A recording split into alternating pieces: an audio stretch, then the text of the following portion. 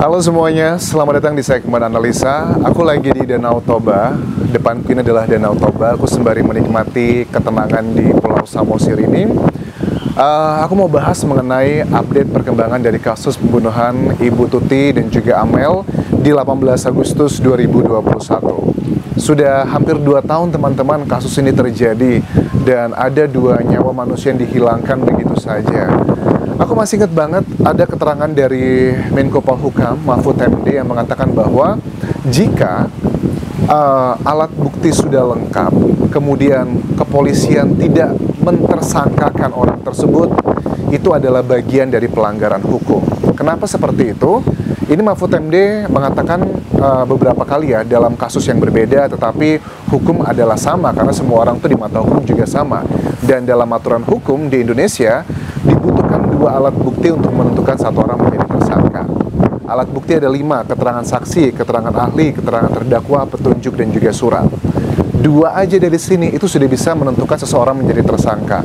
Jujur, dalam kasus ini ada beberapa saksi yang data-data ilmiahnya itu merujuk sekali ke kategori paling tidak mereka itu adalah orang yang mengetahui. Karena apa? Dalam kasus ini itu kan ada 4 kategori. Kategorinya minimal adalah ya orang yang membantu, orang yang mengetahui, eksekutor, pelaksana, dan juga dalangnya. Dan aku yakin sekali saksi-saksi tersebut paling tidak yang ada petunjuk-petunjuk ke sana itu adalah mereka mengetahui. Aku tahu sih pasti alasannya begini. Misalnya ada beberapa saksi yang ada beberapa noda merah. Kalian tuh salah loh. Selama ini kalau menilai bahwa noda merah itu hanya ada di satu saksi aja. Tidak. Aku bisa tegaskan bahwa ada beberapa sumber istimewaku yang mengatakan bahwa noda merah tersebut tidak cuma ada di satu saksi, tetapi ada yang paling nggak aku tahu ada di 2 saksi. Dan itu adalah menjadi petunjuk yang sangat kuat sekali. Noda merah itu adalah dari bagian tubuh manusia, teman-teman. Tetapi kenapa dari Polda Jawa Barat, Dr. Hastri kan kemarin juga yang merupakan dokter otopsi yang kedua ya, mengatakan di channel Deddy Corbuzier dan beberapa obrolanku juga dengan beliau bahwa gemes gitu ya, kenapa Polda Jabar itu tidak melakukan trace DNA-nya begitu. Itu punya siapa sih? Kok kan kita tahu ada dari kepolisian Polda Jabar juga mengatakan bahwa ada 2 DNA yang asing yang ada di lokasi kejadian. Nah, aku yakin sekali pada saat penyidik mengatakan 2 DNA asing itu pasti lokasinya berada di titik yang sangat fundamental banget. Misalnya, dugaanku adalah itu di tempat bagasi mobil, pembukanya mobil Alphard, karena kalian tahu 2 korban kan diletakkan di mobil Alphard tersebut di bagasi belakangnya. Itu ada tersisa sesuatu hal, noda merah juga di sana. Dan masih ada beberapa titik yang lainnya. Itu banyak banget alat bukti, banyak banget kejanggalan-kejanggalan. Dan kalau ada yang mengatakan, misalnya ada ketakutan, aku sih bisa mencium aroma ada ketakutan dari penyidik ya, nggak tahu ini benar atau enggak. Ketakutan bahwa kalau seandainya kami sudah menersangkakan seseorang, kemudian tiba-tiba di pengadilan nanti dia tidak terbukti, nanti bagaimana dengan pra-peradilan? Karena kan pra-peradilan tuh adalah bagian di mana nanti si tersangka yang gagal gitu jadi tersangka gitu ya, terbukti, dia bisa menuntut kepolisian. Tapi menurut aku ya jangan takut-takut juga, karena kan berlandaskan pada hukum ya teman-teman. Cukup 2 alat bukti aja gitu. Terus mengenai uang, menurut aku uang itu penting ya. Ada ratusan juta rupiah yang dana-dana aneh, karena kan kedua korban itu adalah pengurus yayasan sekolahnya. Coba ditelusuri begitu uangnya kemana. Selama ini di berita terakhir aku nggak tahu sih, kayaknya sih Polda Jabar itu benar-benar serius kerjanya cuma 4 bulan atau 5 bulan doang gitu kan. Setelah itu kan juga kita nggak melihat secara detail lagi. Kan ada yang bilang kami terus bekerja, ini udah hampir 2 tahun. Ya percuma aja sih menurut aku, mau 2 tahun, 3 tahun kalau nggak dikerjakan ya sama aja bohong gitu. Dan aku nggak yakin bahwa Polda Jabar selama hampir 2 tahun ini benar-benar mengerjakan semuanya. I don't think so gitu. Karena begitu banyak alat bukti gitu, masyarakat kita tuh nggak bodoh-bodoh amat teman-teman. Jadi kita bisa menganalisa, mengerti ini kenapa seperti ini. Menurut aku sih gini ya, yang DNA itu dulu deh, difokusin deh, di cross check kekerabatan. Yang untuk DNA aku sudah bahas di video sebelumnya, kalian bisa cek aja di playlist mengenai kasus Subang, itu bisa lebih detail. Tapi menurut aku terlepas dari masalah alat-alat bukti tadi. Aku sih menduga sangat kuat, masyarakat juga menduga sangat kuat. Ini adalah karena efek domino gitu ya. Dugaan masyarakat adalah kalau seandainya kasus ini beneran terbongkar, teman-teman, nanti, nanti itu bakal ada oknum-oknum yang selama ini terlibat, dugaannya adalah bekerja sama untuk mendapatkan uang-uang tertentu dalam proses bantuan tersebut, itu akan terbongkar juga. Ya, kita nggak tahu nih dari Poldanya, Kapolda udah ganti berapa kali, dua kali atau 3 kali ganti. Kabid Humasnya juga udah ganti, penyidiknya juga sebagian sepertinya sudah ganti. Jadi kasus itu benar-benar ruwet banget. Tapi sebenarnya kalau fokus kepada keterangan dari statement dari Pak Kapolri bahwa kita itu fokusnya adalah dengan data saintifik, data ilmiah, bisa terbongkar sih. Aku sih menduga sangat kuat memang ada keterlibatan gitu. Nah, modusnya biasanya gini teman-teman, modusnya itu adalah misalnya yang para saksi gitu ya, ada alat-alat bukti yang bisa menjadikan mereka sebagai tersangka. Menurut aku, alibi yang akan dipakai oleh mereka adalah karena TKP yang rusak. Misalnya begini, sumber istimewa aku mengatakan tidak cuma satu saksi yang ada noda merahnya, tapi ada 2 minimal yang aku dengar dari sejumlah orang gitu, bahwa gak cuma dia gitu loh. Alibinya mereka akan mengatakan begini, iya karena saat itu saya diminta sama oknum Banpol masuk ke dalam rumah tersebut, makanya mungkin ada tercecer noda merah tersebut ke tubuh saya.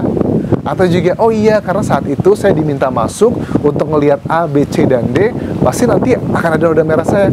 Jadi makanya ketidaktahuan, kepura-puraan, keluguan dari keawaman masyarakat mengenai olah TKP dan sebagainya, itu yang dijadikan alibi oleh sejumlah saksi dugaannya agar mereka terbebas dari hal-hal yang sudah ada data-data ilmiah tadi. Itu sih menurut aku. Dan kayaknya dari Polda Jabar tuh ketakutan ke arah sana. Menurut aku itu ketakutan tidak beralasan. Misalnya begini, let's say seandainya noda merah tersebut ternyata diketahui masih ada sisanya, sudah dicuci dulu misalkan gitu, sudah dicuci sama si saksi tersebut, tapi itu masih ada sisa lagi, ternyata noda merah itu adalah miliknya Ibu Tuti dan juga Amel. Itu kan petunjuk-petunjuk yang luar biasa loh, petunjuk emas gitu. Karena kan kita juga bisa melihat noda-noda tersebut, trace-nya apakah beneran karena noda merahnya langsung muncrat atau sebenarnya sudah dibersihkan atau seperti apa. Terus juga waktu kepergian dari rumah tersebut, sejumlah saksi kedatangannya, kemudian juga ada CCTV yang dihindari area-area tertentu, dia sengaja memunculkan. Itu kan banyak banget teman-teman. Jadi sebenarnya kalau beneran Polda Jabar mau membuka kasus ini, menurut aku akan menjadi tolak ukur banget ya, untuk melihat mana polisi yang bersih, mana polisi yang tidak bersih. Kita nggak bisa menutup mata. Aku juga punya banyak ya rekan-rekan polisi ya, teman-temanku juga banyak yang polisi. Memang ada 400 ribuan polisi gitu, nggak semuanya tuh yang buruk kok. Aku tahu teman-temanku yang jadi ajudan, teman-temanku yang levelnya bawah itu mereka nelongso banget. Tapi kan kita nggak bisa menutup mata, memang banyak yang seperti itu juga teman-teman. Kasus Sambo aja begitu hebat, Jenderal Bintang 2, jabatannya Kasatgasus, Kadipropam, bisa tumbang loh. Masa sih di Jabar gitu tidak bisa gitu? Apa karena itu terlalu jauh gitu dari ibu kota? I don't know. Ya mudah-mudahan ya, aku sih berharap banget bahwa kasus ini diambil alih gitu ya sama Barreskrim gitu, biar lebih tek gitu. Karena kan sebenarnya tinggal mengolah data aja kan, tinggal mengolah data, mengolah DNA, mengolah berbagai macam alat bukti, udah keluar itu.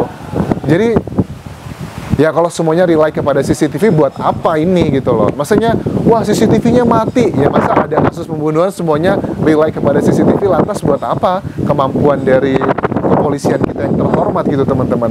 Iya nggak sih? Aku agak kesel sih sebenarnya. Tapi karena aku ngeliat Danau Toba jadi agak damai. Bentar, ada apa itu di belakang? Oh iya, lagi ada beberapa orang di belakangku, beberapa selebriti Jakarta yang datang juga ke sini. But it's okay. Emosi sih, aku emosi banget sih sebenarnya, karena kan kasus ini tuh udah bener-bener gak masuk logika lagi loh, udah banyak banget tuh, cuma 2 alat bukti aja loh. Kita nggak ngerti nih Polda Jabar beneran akan menuntaskan atau enggak gitu. Yang terakhir cuma ngasih sketsa doang dari tampak samping dan juga tampak belakang. menurut aku itu nggak pas, nggak masuk akal. Aku yakin banget kasus ini dugaannya adalah melibatkan gerombolan-gerombolan oknum. Mana buktinya Anjas? Ya udah dibuktikan aja, coba alat buktinya. Aku bisa menyebutkan gitu alat buktinya apa saja gitu kan ya, yang sudah bisa menjadikan beberapa orang tersangka gitu. Kan cuma 2 alat bukti loh. Bisa loh aku sebutkan apa saja. Kalau kalian cek di playlistku, kalian sudah ngerti alat buktinya apa aja. Misalnya noda merah. Noda merah nggak cuma di 1 saksi ya, tapi yang aku tahu ada 2. Terus juga luka, tes kebohongan. Wah, masih banyak lah banget lah. Makanya aku tuh gemes gitu loh. Ayolah dibuka lah, saatnya bersih-bersih lah ini. Mudah-mudahan Kapolri mendengarkan video ini. I don't know, dibahas di channel Deddy Kobuser aja, antara Dr. Hasti dan Deddy Kobuser aja sepertinya adem ayem aja. Apalagi di channel yang lebih kecil gitu daripada Deddy Kobuser. Mungkin ya I don't care gitu ya, Anjas mau ngomong apa aja gitu. Tapi sekali lagi ya, ini ada 2 korban yang sedang menunggu keadilan, teman-teman. Ibu Tuti dan Amel dihabisi begitu aja. Kalau kalian sudah ngelihat gambarnya, aku kan sudah ada gambar mereka ya. Kondisinya, aduh gila, sedih banget tuh. Aku yakin sekali ini ada hubungan dengan uang, ada hubungan dengan urusan pribadi. 2 hal ini nggak bisa dipungkiri, teman-teman. Oke, thank you sudah menonton video kali ini. Semoga bisa mengobati kerinduan kita sama kasus Subang agar segera dituntaskan. Terakhir, tinggalkan like, comment, subscribe channel YouTube ini, follow Instagram dan Facebook pageku di Anjas Asmara. Terus juga itu aja. Sampai ketemu lagi. Bye.